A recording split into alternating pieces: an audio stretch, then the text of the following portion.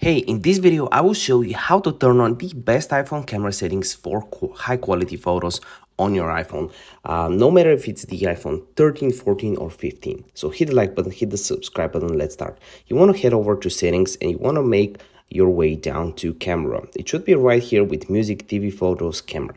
Click on here and you want to select the fourth option, format. So here in format, you want to go to high efficiency, you want to turn Pro RAW res, and you want to make sure Pro RAW is max up to 48 megapixels. Then you want to go back, you want to turn in grid, and if you have the option for lens corrections, you want to click on it because it actually helps you with the higher resolution photos, just like so.